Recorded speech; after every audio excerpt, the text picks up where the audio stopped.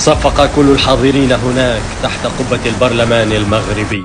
ماكرون يعلنها أمام الملأ: لا حاضر ولا مستقبل للصحراء الغربية إلا تحت راية المغرب. Pour la France, le présent et l'avenir de ce territoire s'inscrivent dans le cadre de la souveraineté marocaine.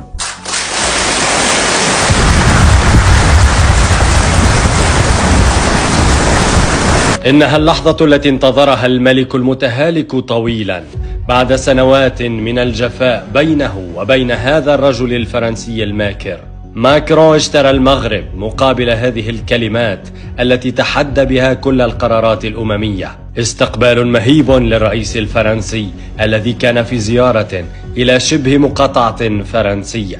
22 اتفاقية استراتيجية تمنح باريس سلطة إدارة الاقتصاد المغربي لمدة لا تقل عن 30 عاما إضافية.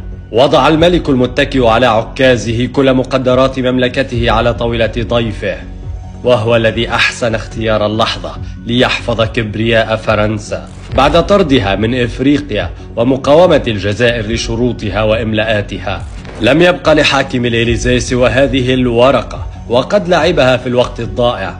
مصالح الملك هناك ومصالح ماكرون هنا على أرض المغرب التي سيبني فوقها مصانع للأسلحة ويشيد خطوطا جديدة للسكك الحديدية ويرفع علم فرنسا ليس بعيدا عن الجزائر البيضاء التي سحبت سفيرها منذ 30 من يوليو المنقضي بعد رسالة ماكرون التي هنأ فيها الملك المخزني بعيده 25 على العرش وتأييد موقف الرباط بخصوص الحكم الذاتي في إقليم الصحراء الغربية.